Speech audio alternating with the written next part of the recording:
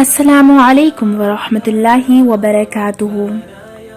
ہم نے اب تک جنت اور اس کی بہت سی نعمتوں کے بارے میں جانا تھا، اور جیسا کہ پچھلی بار میں نے کہا تھا کہ اس بار میں آپ کو ایسے اعمال بتاؤں گی جو قرآن اور حدیث کی روشنی میں ہیں، جس سے آپ جنت کے جس دروازے سے چاہے داخل ہو سکو گے۔ چلیے پہلے تو ہم یہ دیکھتے ہیں کہ جنت کے دروازوں کے نام کیا ہے اور کون سا دروازہ کس کے لیے ہے۔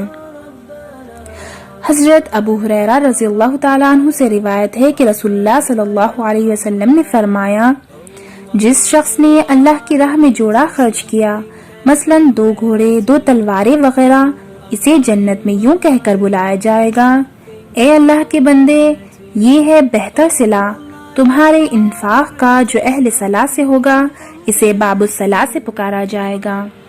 جو اہل جہاد میں سے ہوگا وہ باب الجہاد سے پکارا جائے گا، اور جو اہل صدقہ سے ہوگا وہ باب الصدقہ سے پکارا جائے گا۔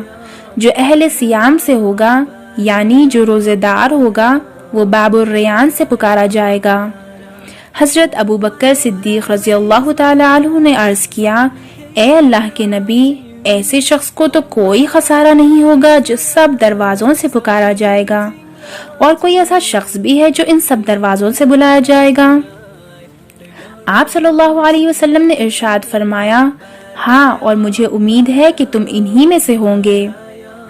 بلا حساب کتاب جنت میں جانے والے خوش نصیب لوگ جس دروازے سے داخل ہوں گے، اس کا نام باب الایمن ہے۔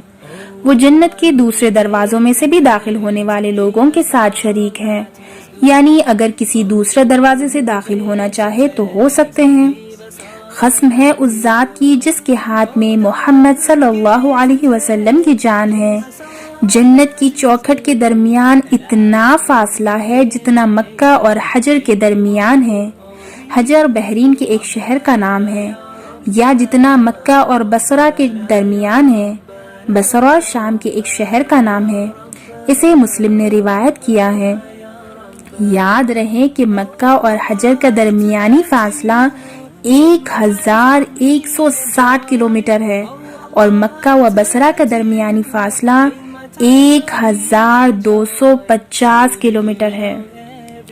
بلا حساب کتاب جنت میں جانے والے 70,000 افراد ایک وقت باب الایمن سے داخل ہوں گے، کوئی آگے پیچھے نہیں ہوگا، ایک دوسرے کا ہاتھ پکڑے ہوئے ہوں گے۔ ان میں سے کوئی بھی اس وقت تک جنت میں داخل نہیں ہوگا جب تک آخری آدمی داخل نہ ہو جائے، یعنی سارے ایک وقت داخل ہوں گے۔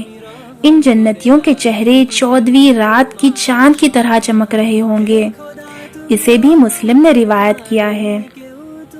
آپ صلی اللہ علیہ وسلم کا ارشاد ہے، اچھی طرح وضو کرنے کے بعد کلمہ شہادت پڑھنے والا شخص جنت کے 8 دروازوں میں سے جس سے چاہے داخل ہو سکے گا۔ آپ صلی اللہ علیہ وسلم نے فرمایا، 5 نمازوں کی پابندی کرنے والی، رمضان کے روزے رکھنے والی، پاک دامن اور اپنے شوہر کی اطاعت گزار خاتون جنت کے 8 دروازوں میں سے جس سے چاہے داخل ہو سکے گی۔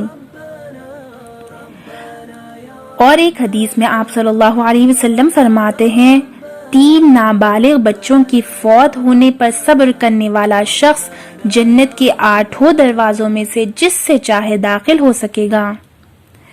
رمضان شریف کا پورا مہینہ جنت کے 8 دروازے کھلے رہتے ہیں، جہنم کے دروازے بند کر دیے جاتے ہیں اور شیاطین جکڑ دیے جاتے ہیں۔ حضرت ابو ہریرہ رضی اللہ تعالیٰ عنہ سے روایت ہے کہ رسول اللہ صلی اللہ علیہ وسلم نے فرمایا، جنت کے دروازے سوموار اور جمعرات کو کھلے رہتے ہیں، اور ہر اس شخص کو بخش دیا جاتا ہے جو اللہ سے شرک نہ کرتا ہو، سوائے اس آدمی کے جو کسی دوسرے بھائی کے ساتھ کینہ رکھتا ہو۔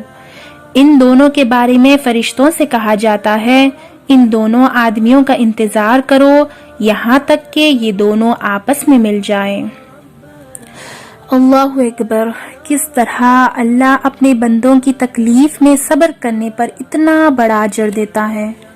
ہم دنیا میں تھوڑی بہت سی پریشانی پر کس طرح ریاکٹ کرتے ہیں، لیکن اسی میں اگر ہم صبر کریں اور اس کی رضا میں راضی رہیں تو پھر وہ پریشانی ہمارے لیے آخرت میں اجر کا سبب بنے گی۔